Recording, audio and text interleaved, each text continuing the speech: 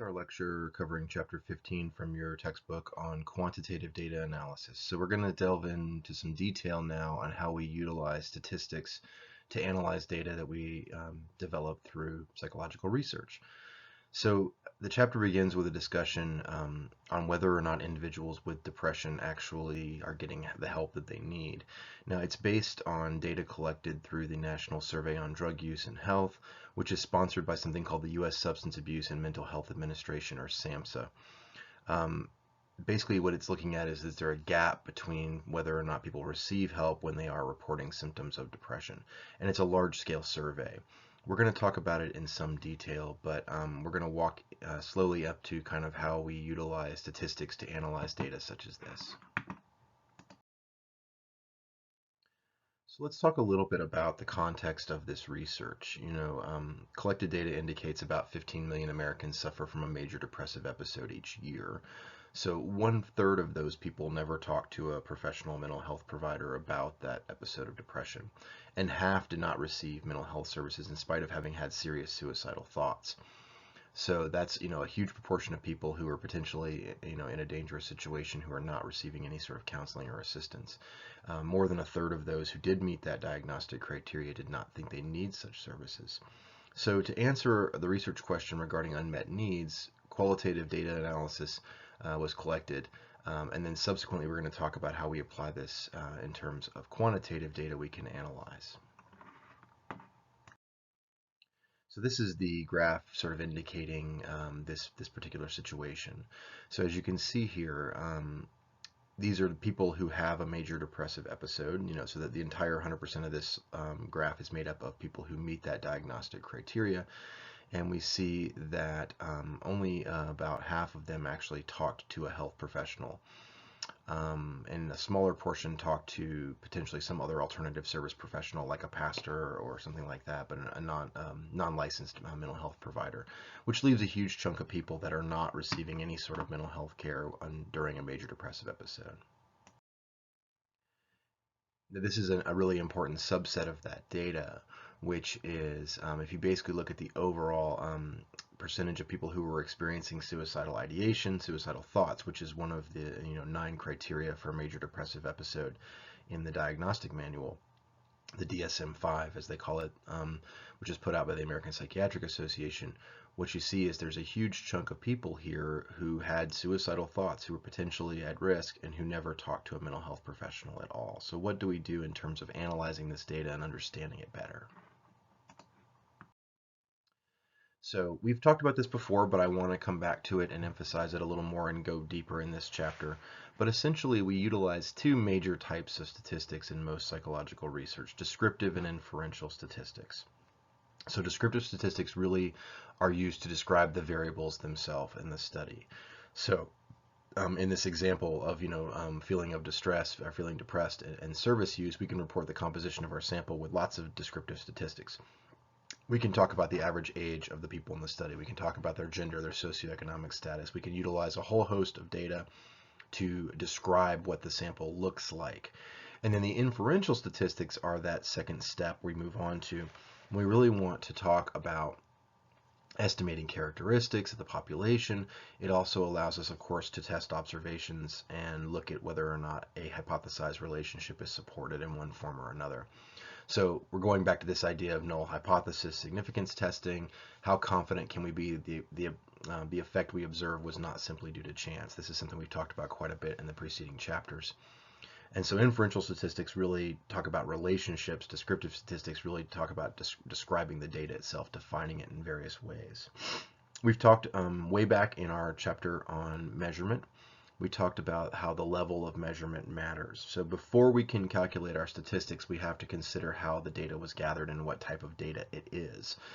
We talked about nominal and ordinal, interval and ratio levels of measurement, and how certain types of statistics are only applicable depending upon the type of data that you have. So for example, there's some overlap. For example, ratio and interval measures can be analyzed with the same statistical procedures. They fit into a same general category. But regardless, these levels of measurement really matter in terms of how we design the study and then how we have a plan for analyzing our data going forward.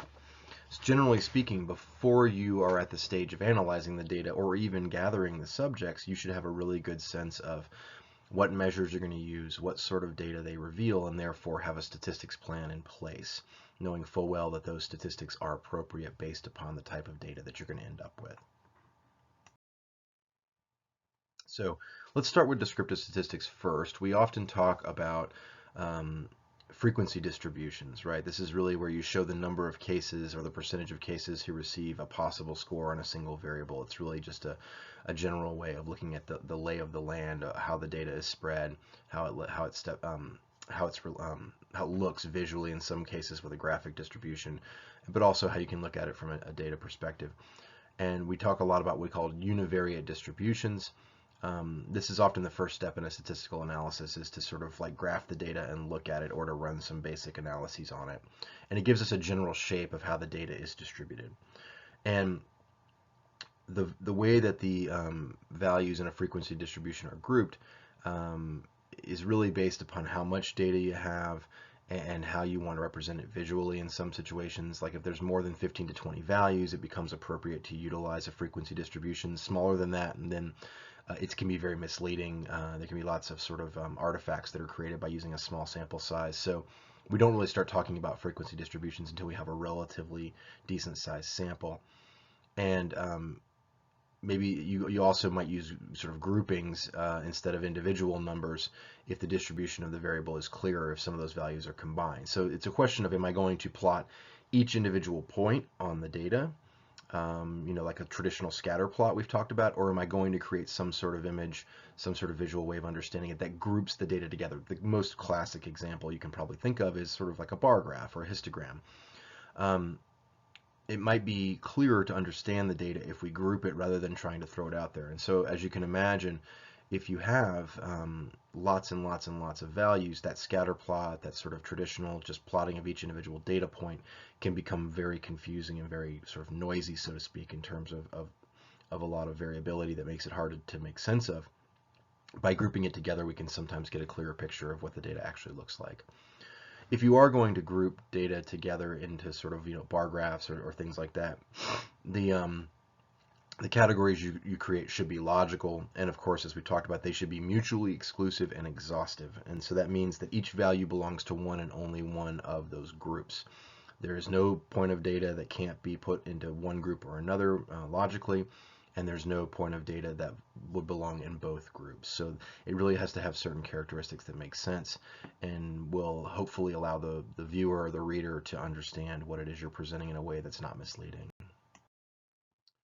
So as I said, graphing is really kind of the main way in which we start to talk about describing our data and visually and taking a look at it and understanding sort of what the distributions are like.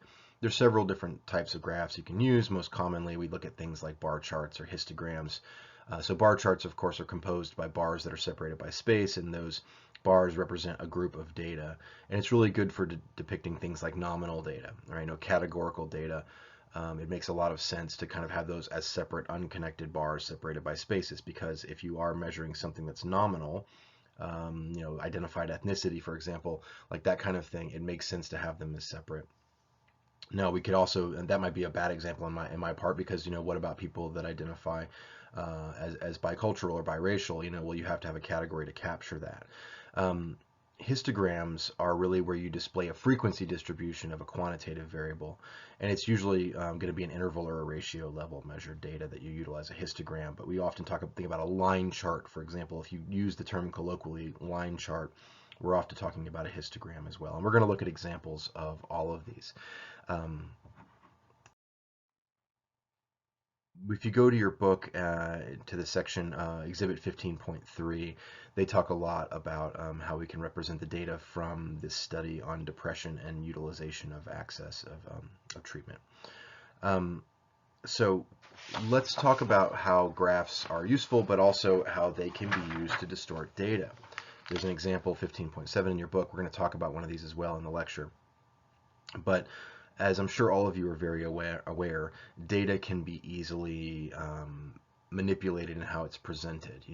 We can tweak things, we can make certain choices either implicitly or explicitly that can lead to deceptive presentation of data. So we have to be very careful about how graphs can distort data in various ways. There are a few tips in your book about ways to avoid even accidentally producing a misleading graph. So first and foremost, if it's a quantitative variable, it should make sense most likely to have 0 on both axes, right? Now this is going to only really relate to ratio level data that has a true 0 point. So if you are working with that type of data, it makes sense to begin the graph at 0 on both axes, or the absence of whatever the characteristic is. And you can, as I said, violate this for a few reasons. One is if the scores are very high and there's nothing at the low end of the range, and you're going to have sort of this weird skewness, then what you can do is create a break in the axis. Usually it's a double squiggly line, and there'll be an explanation of why there's a break in the axis. You always want to use bars of equal width in a bar graph. That might seem kind of obvious, but if you don't use bars of equal width, what it does is it presents to the viewer that maybe perhaps these larger or wider bars are more quote-unquote important than others. The two axes should be of approximately equal length on a graph. And you want to avoid what's often referred to as chart junk. And this is where you develop an overly complicated chart. You're trying to cram all kinds of additional information into it. And what it essentially does is, by virtue of all these little asterisks and notations and various things you might add to a graph, what you do is essentially create a visual mess that makes it's very hard to interpret. So you want to avoid like extra verbiage, marks, lines, cross-hatching, so on, things that make it a little more confusing. This is an example of how data can be manipulated or presented in such a way that's misused. If you were looking at, for example, these two graphs of cocaine usage from 1975 to 1985, if you look at the graph, this is percentage who have ever used cocaine along the y-axis, and the x-axis is the years themselves. What you have here, looking at it from this perspective, is a relatively stable line with an increase in the year of 1985, which very well might be an artifact, right? This might not be an actual meaningful increase. There might be something that exaggerated this date at the time, some historical effect, whatever. But when you present this same area subsequently here, what you see within this smaller range and with this amplification of the axis, right, is this incredible spike. Whereas when you look at the data here, it's part of sort of a stabilizing trend with a possible uptick, but this looks very dramatic compared to this. So again, the way you present the data has a lot to do with how people interpret it. So let's delve into descriptive statistics a little more. First of all, when we say descriptive, in some ways what we're doing is we're looking at the distribution, the shape of the distribution of the data, and we do that in three basic ways. We've already talked about two of these a little bit. The first is measures of central tendency. So we're going to go to all three of these in detail, but measures of central tendency we've discussed previously are what I sometimes call the three M's: mean, median, and mode. These are ways of looking at the representative value for a group of data. We talk about variability, which of course is the spread of the data, how spread out is it. And then finally, skewness is something that's new for this conversation, which is a lack of symmetry. So we're going to talk about each of these in detail, but essentially skewness is when there's a lot of data points at one end or the other in the data, that it doesn't appear symmetrical when it's graphed. So let's revisit the ideas of mode, median, and mean, and we're going to go into each of these. If we want to summarize central tendency of our data, we are typically going to utilize one of these three. Now, which of these is most useful or appropriate is really got a lot to do with the level of measurement that we're utilizing. The skewness of our data set is very important, and we'll talk about that in more detail in a second.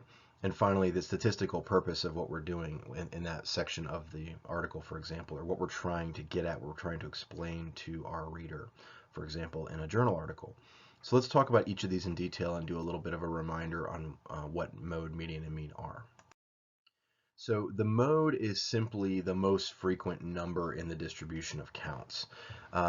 So if I go and I do a study on substance abuse with college students, and I have them report how many standard drinks that they had over the weekend, for example, the number that most people, the most people answer, the most frequently answered, would be the mode. So, you know, if a lot of the people, more than any other, said, well, I had 4 standard drinks, then that would be the mode, right? So it's the most frequent number in that whole count of the variables that we're looking at.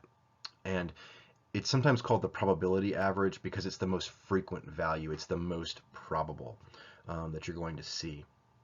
It's really only appropriate for nominal levels of measurement. So for example, something like which ethnic group is the most common in a given school. And there can be more than one mode. Of course, you can have what's called a bimodal or trimodal distribution when 2 or more categories have an equal number of cases, with more cases, and they all have the most cases. So if, for example, going back to the example of the ethnic group is most common in a given school, you know, if you had equal numbers of African Americans and Caucasians, and they were both the largest groups in that school, but there was the equal number, then it would be called a bimodal distribution. In some cases, the mode can fall far from the main clustering of cases in a distribution, so it's not appropriate for many distributions, and we'll look at some visual representations of that in a moment. The second measure of central tendency that we typically see is the median. And this is also sometimes called the position average. This is the point that divides the distribution in half and can't be used in a nominal level of measurement. One way to think about this is if I take all of the values for whatever it is I'm looking at. Let's stick with the example I offered earlier, which is how many standard drinks did you consume this weekend? So you would take the reports of all the individuals in your study, and you would align them in a numerical, you know, list from 0 to however many the max was, and you just lay them out numerically, each individual value. So if I had a bunch of people that said 3, I would have 3, 3, 3, 3, 3, 3. Right. Ultimately, when I look at that array of scores, the number that falls right in the middle of that list is the median. So, for example, if right in the middle of all those reports of drinks, you know, on some ends I had a lot of people reported 0. I had some people that reported extremes. But if I lay all that data out, I just go to the center point. Let's say that I had 40. To make it simple for a moment, let's say that I had 21. Okay, points of data. So in that case, there is a center, right? Odd numbers are very helpful for medians. What do you do if you have an even number of data points, right? Well, then you average, you take the mean, essentially, of the 2 that are surrounding the middle point. If there is a middle point, if there's a true center value, then that's the median by itself. But if there is an equal number or an even number of data points, then what you do is you take the average of the 2 that surround the center. And so this is another means of talking about central tendency, and we'll talk about why the median might make more sense than something like the traditional mean in just a moment. Now, of course, the mean is the arithmetic average. So this is sort of more classic in colloquial language. If someone says the mean or someone says the average, they typically mean the mean. It's a very simple, you know, obviously mathematical process. You simply add up all the numbers, all the values, and then you divide by the number of values that you have. So the sum of the values of the cases divided by the number of cases. And in algebraic notation, this is what the equation looks like for the mean. Oftentimes, if you see a figure with a line over it like this, it usually means the mean. So be comfortable with seeing this line over a value. You can't use a nominal. You can't find the mean in a nominal set of data. You often can't find it in an ordinal level of data depending on some certain factors. It is by far the most popular measure of central tendency, and in virtually all of our inferential statistics, we are utilizing the mean. We're going to talk, though, then if it's the most popular, if it makes the most sense to us logically, just kind of intuitively. I think most of us have no trouble grasping the concept of what an average is and why it might be valuable as a measure of central tendency.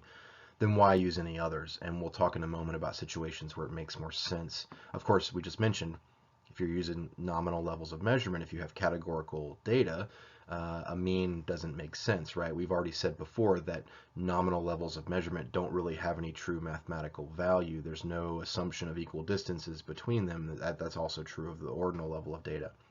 So you can't conduct a mathematical measurement like this. To clarify that a little more, remember we talked about if I was measuring, for example, ethnicity in my study, because I thought that was an important demographic variable of some sort for what I was examining, then I would just assign numbers to those ethnicities for the sake of my data, right? For my ability to then go in and run some analyses and look at it and say, oh, I want to know what percentage of the population, what percentage of the sample that I drew was African American or was Caucasian. Well, then I need to have a number assigned to that, but that number is arbitrary. It doesn't really mean anything mathematically. So to run these types of statistics on it would not make sense. The other reasons why we choose to use something besides the mean has a lot more to do with how the data is distributed, and we're going to talk about that next.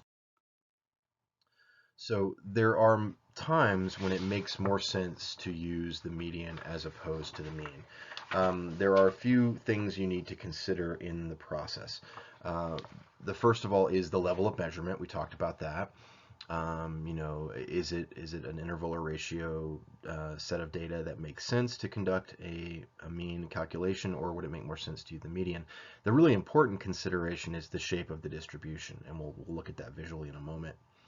And then finally, the purpose of the statistical summary. So what are we trying to convey about central tendency to our reader, and does the median make more sense? Certainly at the ordinal level, the median can often make more sense.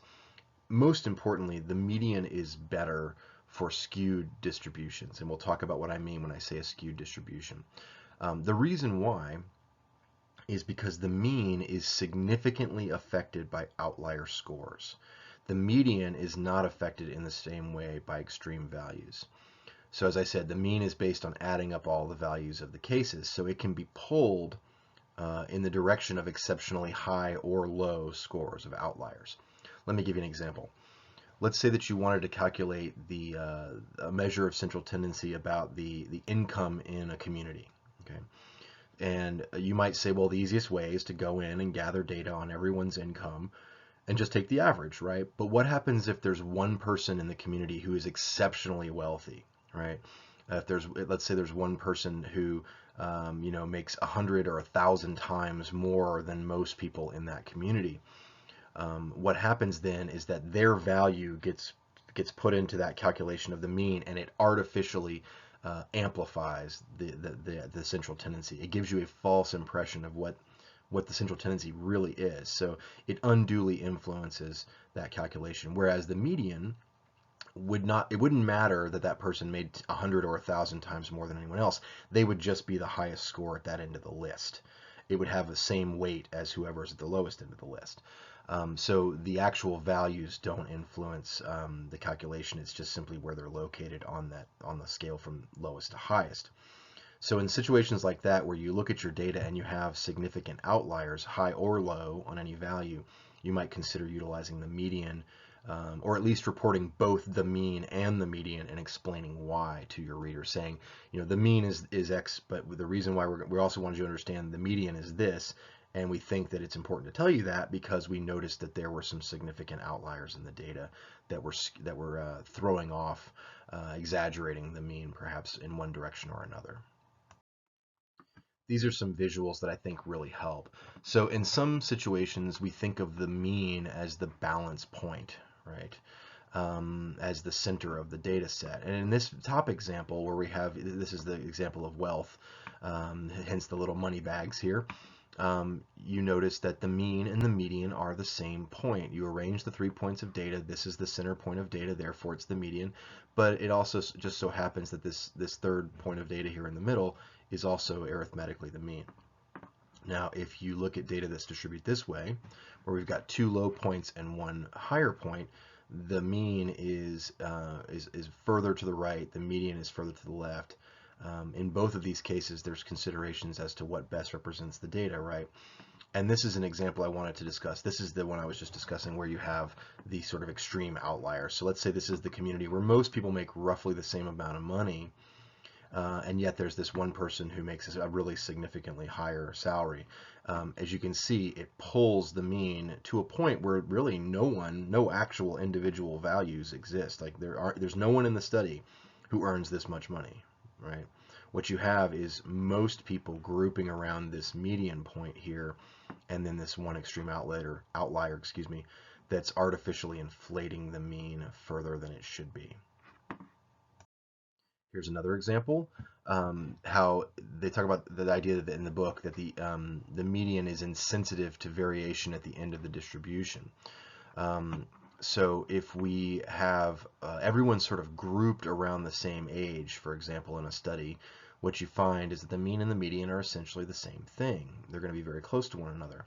Let's say we had more of a kind of a bivariate or bimodal distribution here, where you had lots of people over in this 30 to 40 year range and lots of people in this over 60-year range.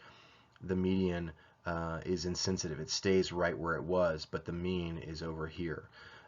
So really the distribution of the data and looking at it and making sense of it is where you first start to decide which of these two measures of central tendency, or three, if you're including the mode, is most useful.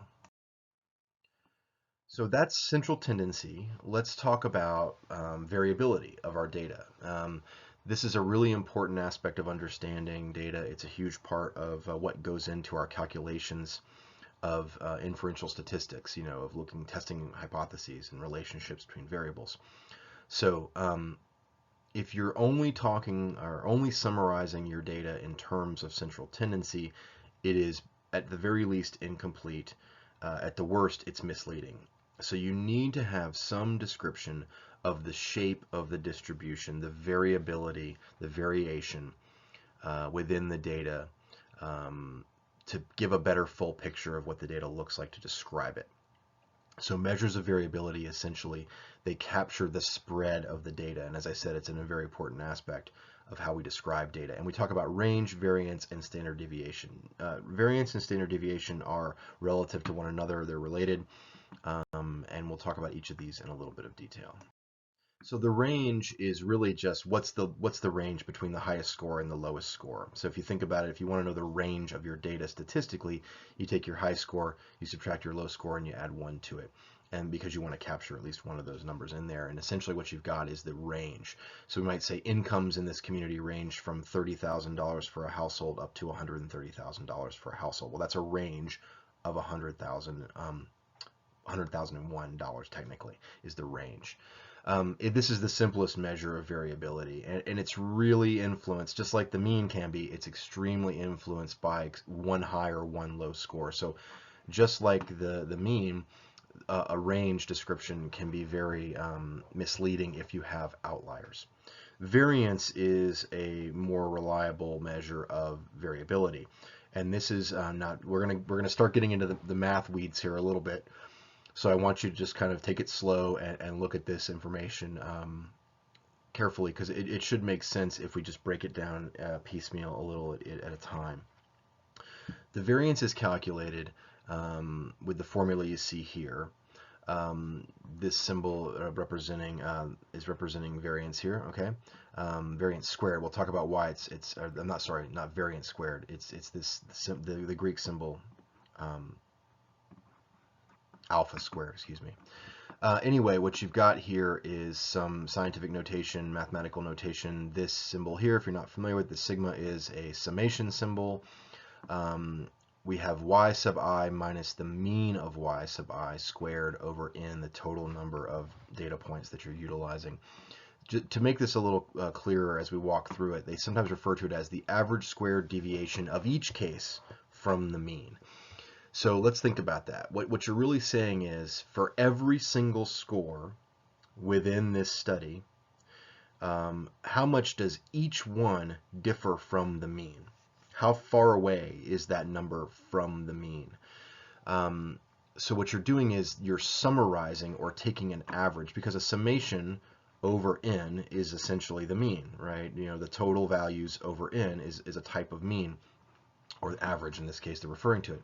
So what we're doing is we want to know, when you look at how much each individual number differs from the mean, and you add all those differences up and divide by the number of observations we have, we come up with this formula of variance.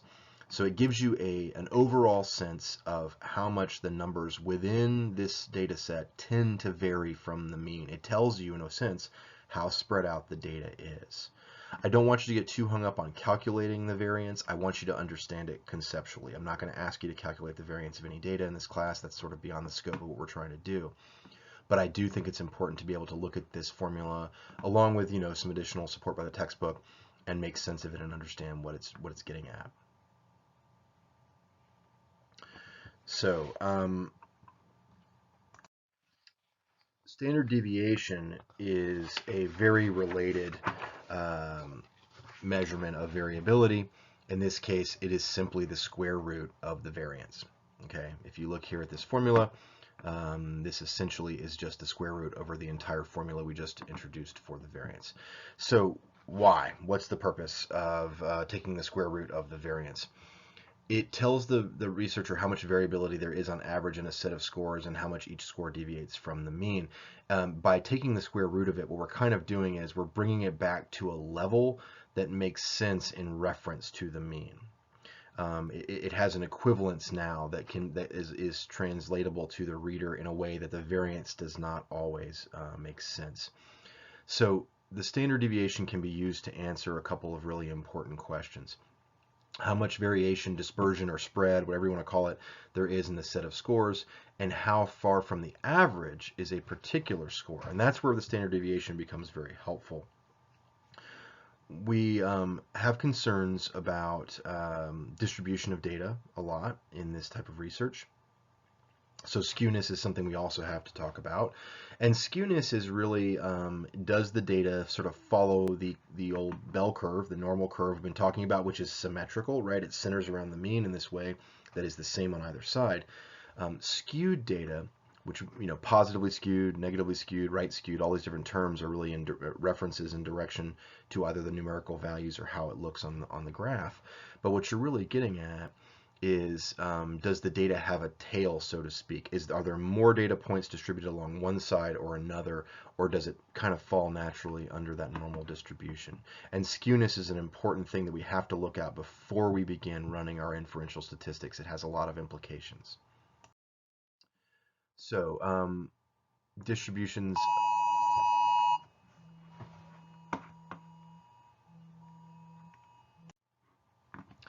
So I'm not sure if that was picked up on the recording, but we got an emergency alert on everyone's phones regarding COVID-19 vaccines. Sorry about that. It may not have been picked up, but I wanted to look at this Exhibit 15.11 from your book.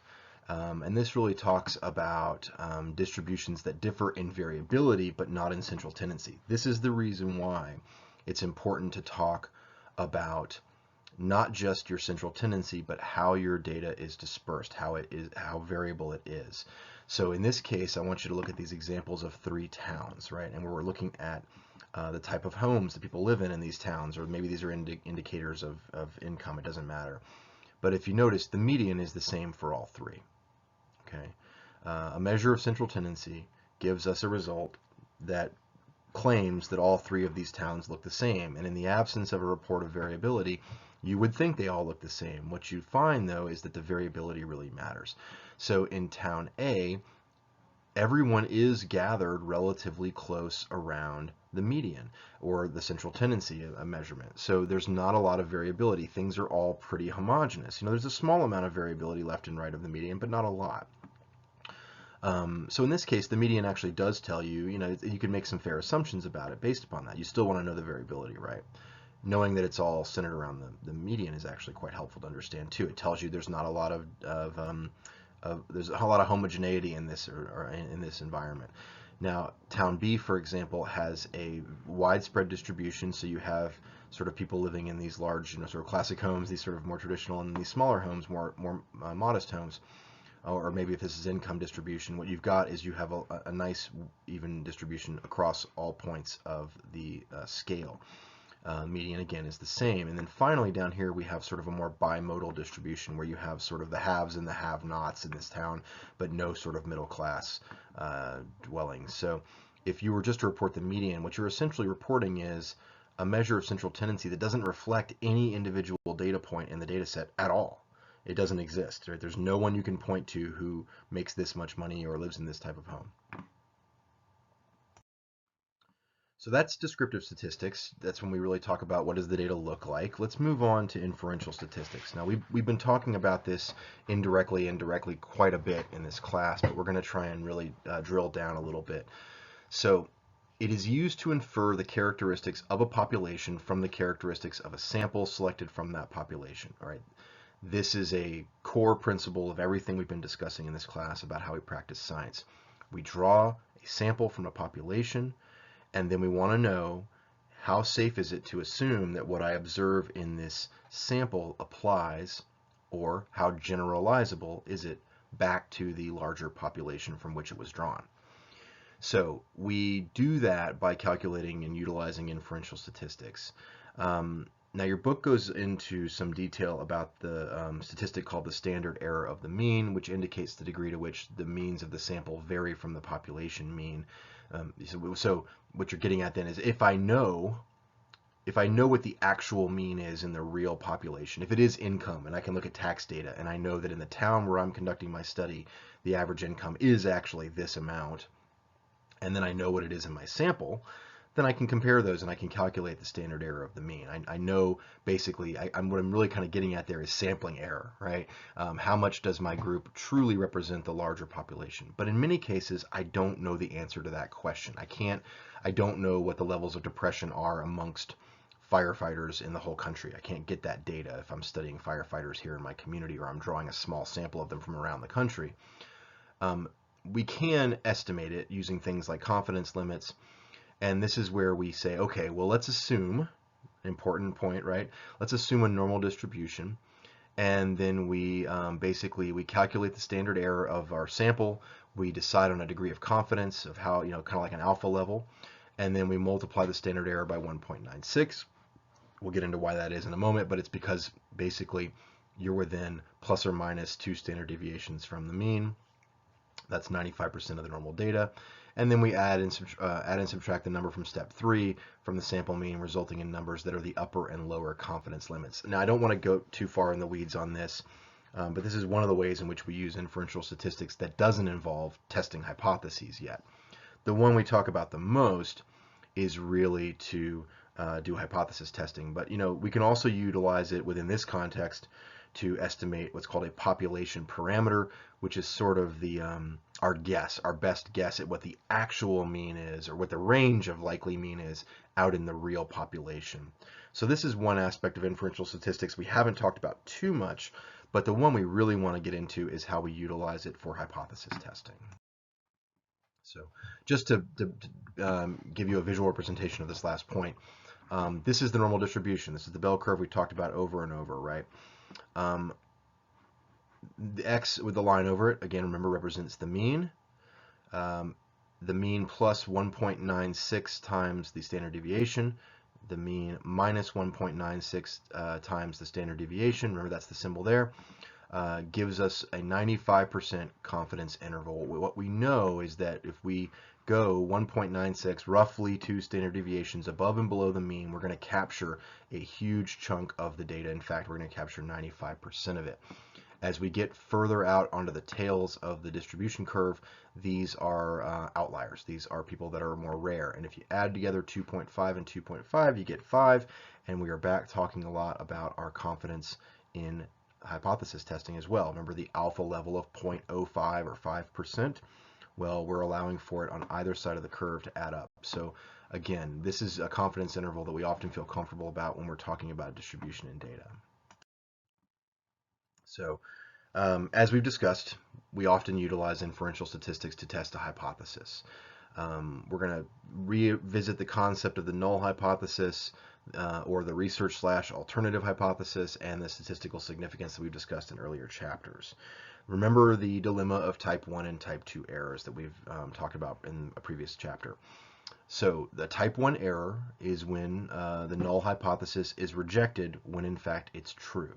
So let's think about that logically for a moment. What that means is that the observed relationship between our variables was in fact due entirely to chance. but we created a type 1 error by rejecting that null hypothesis incorrectly. The probability of making such an error is what we call the alpha or the significance level. This goes back to our 5%, p less than 0.05, which is a common one. You often see p less than 0.01, which is means there's only a 1% chance the observed outcome is due to chance, but 5 is pretty standard. Type 2 error is sort of the double-sided other side of the coin here, and that is when we fail to reject the null hypothesis when it is false. And so again, to walk through that logically, when we assume that there is no relationship, or that the relationship we're observing was due to chance, when in fact the null hypothesis is false. So there are a few factors that can increase the likelihood of committing a type 2 error. First and foremost is too stringent of a significance level.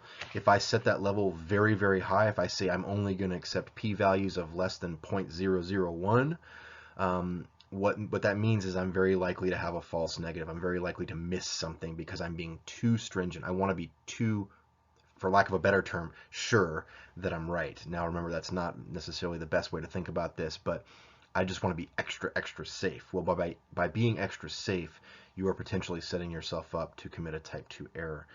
The other more common issue is that you have too small a sample, which means you have too little statistical power. So a very small effect size is difficult to detect, and therefore might result in mistakenly accepting the null hypothesis. So if you have a small effect size, or you've got too small a sample, then you are likely to commit a type 2 error. You can, decrease the likelihood of committing one by increasing the sample size. The bigger the sample size gets, the more statistical power you have. Even if it's a small effect, if you have enough people, then you should still be able to detect it. So there are ways we can try and control for both of these, or to limit the possibility of making either. The two most common types of tests that are utilized for hypothesis testing that we're going to discuss are the t-test, which is one that's utilized for two groups and only two groups. And we've also talked about the other one, which is the f-test, also known as the ANOVA, the analysis of variance. This is one we utilize when we have more than two groups. So let's talk about these two very common inferential statistics we use for hypothesis testing. And this slide just basically covers what I just discussed. Okay, so let's start with the t-test. And the t-test is really used for comparing the means of our two samples to see if they are significantly different from one another. So to put this back in the real world for a moment, let's think about a treatment outcome study. So if I have a treatment for depression that I want to test, I would decide on the population that I was interested in. I would draw a sample, and I would then this is an experiment we're talking about in this case, I would randomly assign people to either receive my treatment or maybe to be in a control and receive no treatment. Okay, the people complete the treatment, maybe there's a period of time, I then measure an outcome, and I come up with people's scores on a depression scale, for example, those that received the treatment and those that did not. I then would calculate the mean of each group. So on average, what were the scores like in the treatment group and what were the scores like in the control group? So what I have then is two means. I have mean sub 1 and mean sub 2, right? You might think of mean sub 1 as the treatment group and mean sub 2 as the control group. Okay. I also would calculate the variance within each of those sets of data. Okay, how spread out, how distributed is that data? Because remember, we said that's an important factor to understand as well, besides just central tendency. So to walk through this, what we're really looking at is we're measuring the differences between the means, but we need to incorporate some additional information about how they're distributed as well, which is what this denominator is all about. So I'm going to go through what each of these symbols represents. So the t-test is the test itself, the difference in the group means divided by the variance of the entire sample.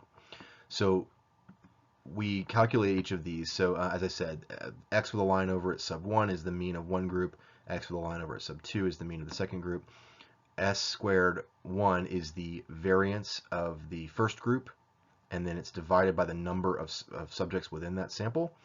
S sub 2 is the variance of the second group, which might be the control group in this case, divided by the number of people in that group. You add those two numbers together and take their square root, and that becomes your denominator in your t-test. So when you plug all the things in, all the information into this, what you get is a t value.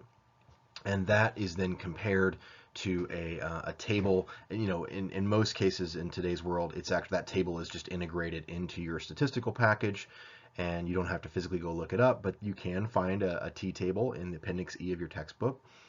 If the value of the t that you find is greater than that critical value, the null hypothesis is rejected. That essentially is your p-value that you're getting. They're based on something called degrees of freedom.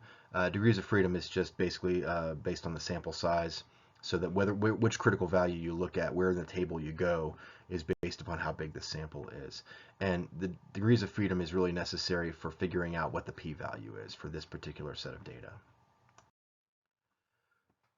So larger values in sample size are associated with greater statistical power. It's easier to find a significant difference if one exists when there's greater power. So we've always said, the larger the sample, the more likely you are to detect the relationship that you're interested in. There's one sub area of t-test we need to talk about, and that's what's called a one-tailed versus two-tailed. Generally speaking, a two-tailed test, remember the normal distribution, the tails are those outlier areas, those areas on the ends of the normal distribution. Generally speaking, we utilize a two-tailed test. If you want to think about that in logical terms, what it means is we're admitting the possibility that our treatment might actually make our patients worse. It means that we're not assuming automatically that the mean of our treatment group will be better or improved or lower, whatever it is you're measuring, than those that didn't receive the treatment. You have to sort of logically incorporate the fact that maybe there's something reactive and problematic about my treatment that actually results in people doing worse. So you utilize a two-tailed test. You're allowing for there to be either direction to occur in the relationship between the groups. A one-tailed test is one in which it's very logically clear that we're only really interested in how much better or how much improvement or whatever, that it only makes sense for there to be a relationship one direction. The example from your book is if you are looking at a group of students, you're comparing a group of students that were assigned to study for an exam versus those that were not. It wouldn't make sense to assume that those that didn't study were going to do better than those that did. We would just want to know how much better, right? So in that case, you might utilize a one-tailed test logically and make that argument. You're just increasing your statistical power by using a one-tailed test.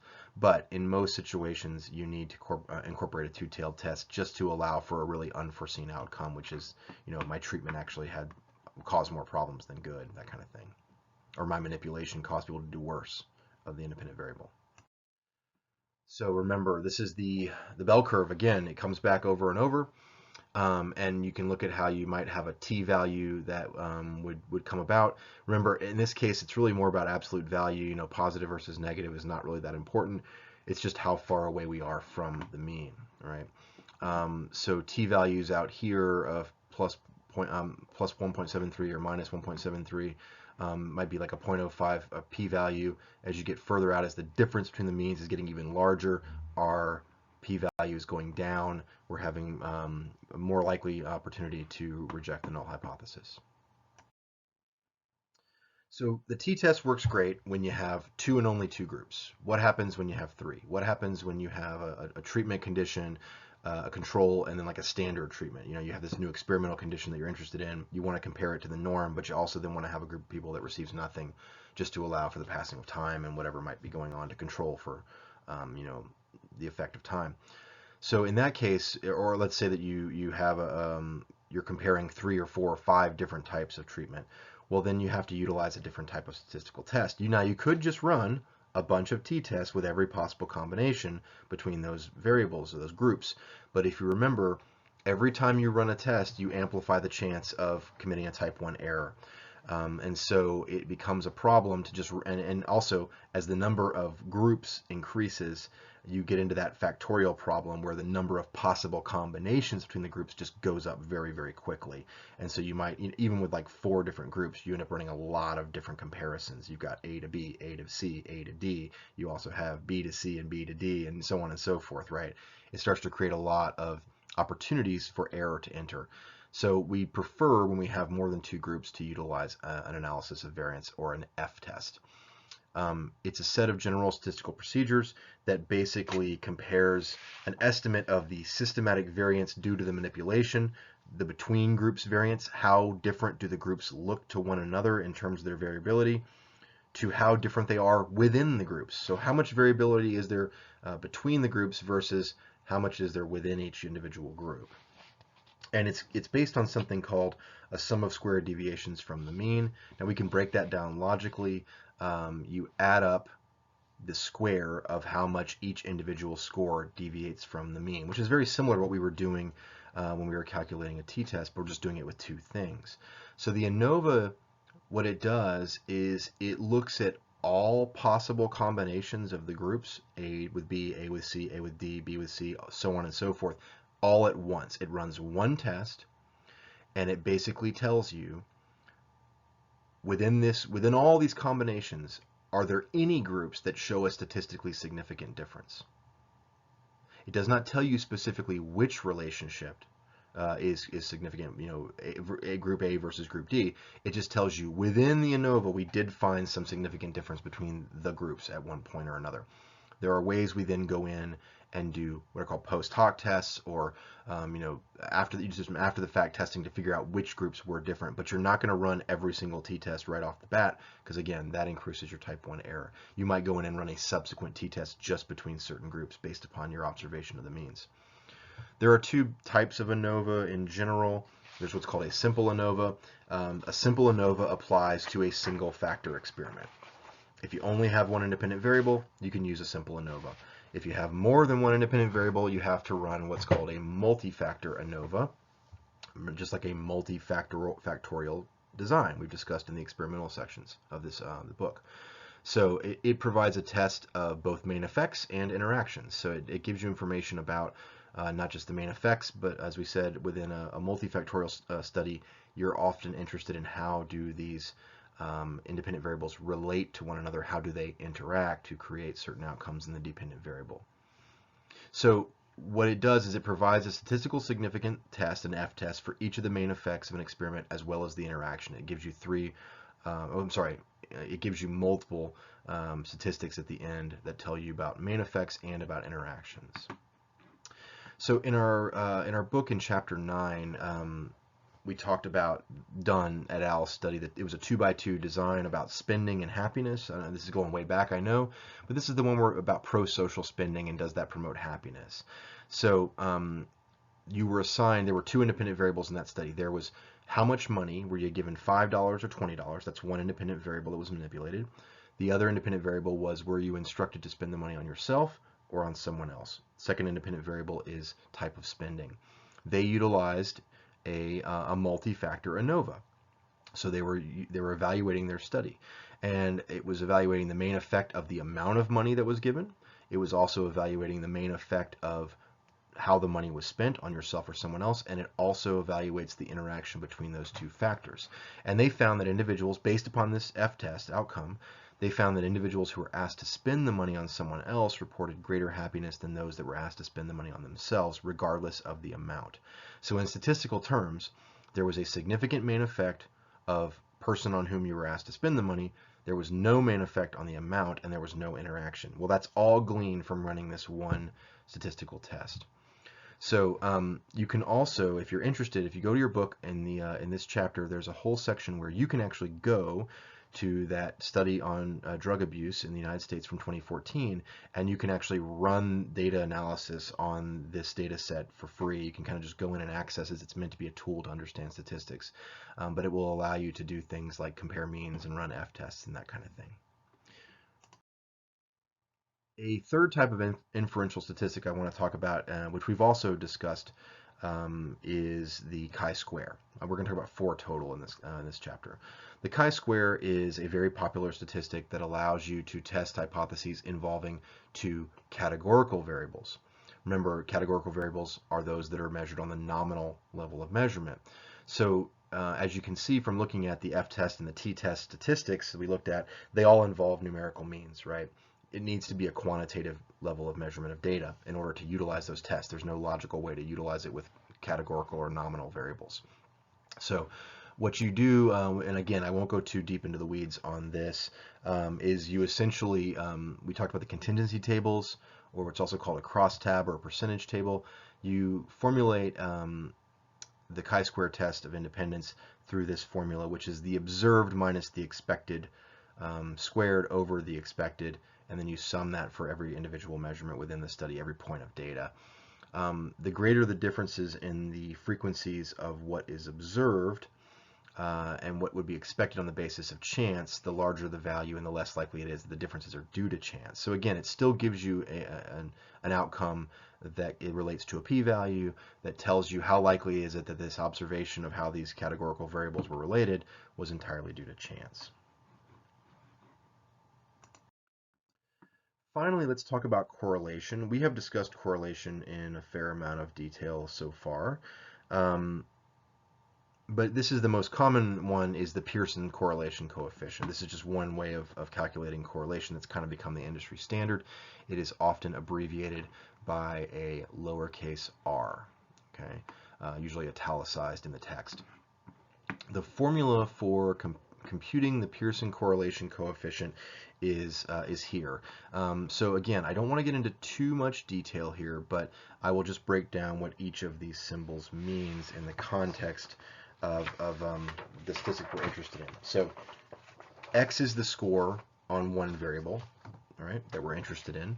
Y is the score on the second variable, the two things we're trying to correlate. Okay, so what you see here at the top is for each individual score, you subtract the mean for that individual score on variable X. Okay, for each individual score on the second variable Y, you subtract the mean. You then multiply these numbers together, and you do this you take a summation. You do this for every single one of the points of data. So for each individual, for subject number 1, you look at how far they were away from the mean on the first variable, and then you look at how far away they were from the mean on the second variable. You multiply them together, and then there's a summation of all of those individual calculations for each person, each sample, each unit, whatever, each person within the sample. Underneath, there is something somewhat similar, which is you take the individual measure for that person, you subtract the mean, and then you square that, you sum them all up and take the square root. Now, mathematically, I know this might not make perfect sense to everybody, but just take my word for it. This is how we calculate correlation. But you can see that really all it's looking at, it's not looking much at variability of data at all, right? Correlation is really only looking at how much a person differs from the mean more than they would be expected to, and how those differences from the mean relate to one another on two variables in this case. So I want to talk a little bit about the ethics of statistics. We can very easily mislead people by the way we present statistics. I'm trying to remember the famous quote. Oh gosh, I'm gonna blank. I think it was John Stuart Mill who said there are 3 types of untruths in the world. There are lies, damned lies, and statistics. Okay, so this idea that statistics can be misrepresented in a variety of ways to support a non-objective, a subjective position. Okay. It's very common in political arenas to see people fighting about statistics, right? Because they have, well, I have my stats that say this, and I have mine that say that. Well, somewhere there is something resembling the truth, but we can often have sort of bipartisan arguments about statistics depending on how we represent them and which statistics we're looking at. So we have an obligation as psychologists and as psychological researchers. We've talked a lot about integrity as one of the 4 or 5 core APA principles of ethics. Integrity has got a lot to do with not presenting misleading data. You know, you let the chips fall where they may. If your data does not support you know, your hypothesis, then that's the way things go in science, and we move forward. What we don't do is we don't manipulate the data. We don't selectively choose certain representations because they make us look good, and then we discard other representations because they make us look bad. So here's an example. We have town A. This is how you can use means to create a more favorable impression. I've kind of referenced this already. You have town A where the mean and the median for property value is about $150,000, and if you look, most people fall relatively close. In town B, you could also say the mean property value is $178,000, but what you really have is 7 people with $30,000 to $60,000 homes and 1 person with a $1.1 million home. In this case, is it ethical to only report mean property value? I would argue no. You could still report the mean, but you would then need to explain that we're also reporting the median because there is a significant outlier that skews the data.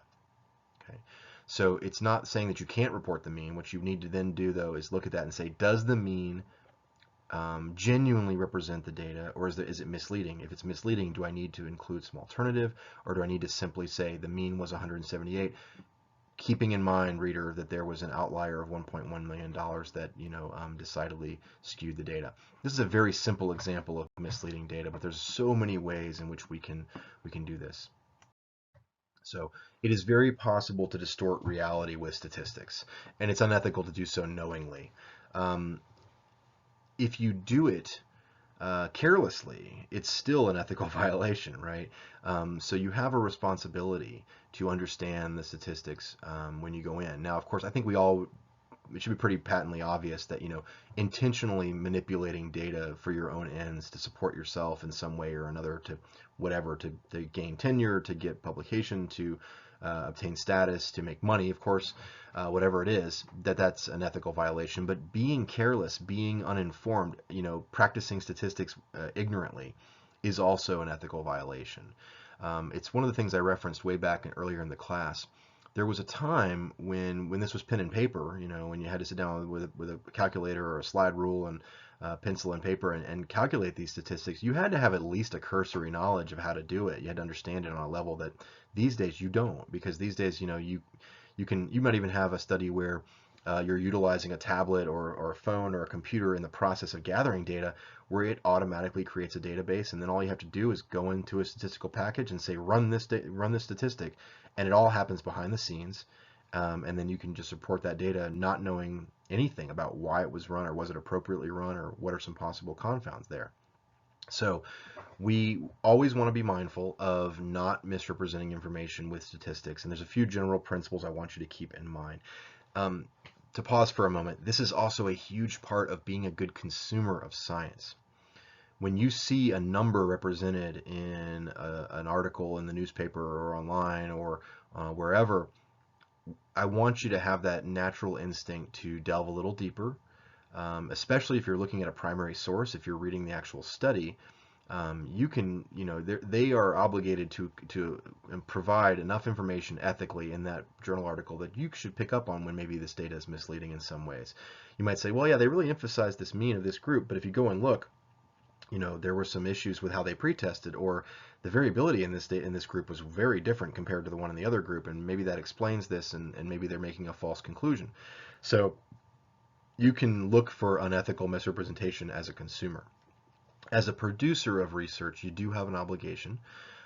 So reports should always include central tendency and variability, the descriptive statistics, and not just the inferential results of a statistical test. This really helps the reader to understand exactly what the data looked like, because just including like a t-test or an f-test can be extremely misleading if you don't know what the groups look like in terms of descriptive statistics. If there is an abnormality in the distribution of your data, if it is skewed one direction or another, for example, like one house versus 1.1 million and all the others in the 30 to 60 range, you have an obligation to report that skewness of your data in the paper. Keeping in mind that even if you do your due diligence to include descriptive statistics like the mean, but you, for example, exclude the median, or you don't describe that outlier or the skewness in the data, you're still not doing your full job here. You should include appropriate elements in your graph and your graphs, and you should group data carefully and appropriately. You want to avoid pitfalls of graphing that can be misleading. Of course, you want to explore an a priori hypothesis first, and be aware that post hoc analysis carries a greater risk of error. So this is a strong, basic, core, general scientific principle. We form our hypotheses before we look at the data so that we are not unduly influenced or biased. And then finally, the more statistical tests that we calculate, the greater the potential risk of a type 1 error. So inevitably, there's some relationship that will appear just on the basis of chance. And if you search hard and long enough, it's possible to come up with something that really means nothing.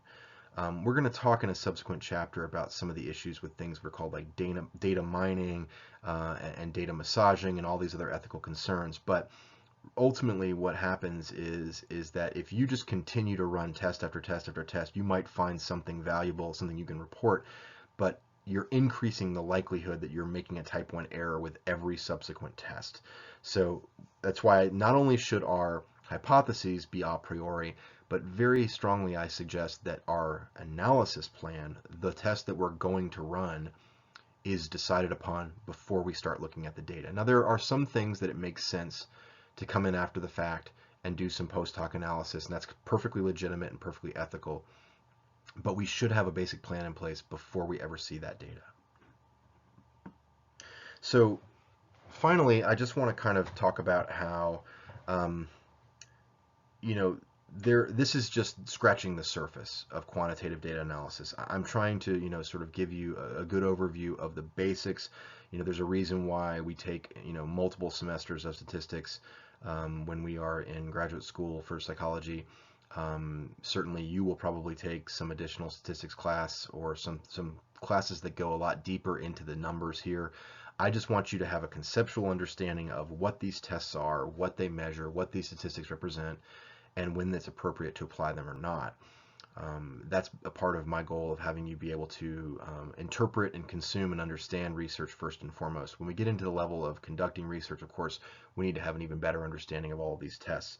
But as we mentioned, this null hypothesis significance testing, while it has some faults, it has some problems, it is one of the greatest tools in our scientific toolkit for understanding the relationships between variables, and they've been proven effective over time. This type of data analysis works. It tends to hold up in the real world. So I want you to have a cursory understanding of it, and we will get into some aspects of applying it ethically in a subsequent lecture.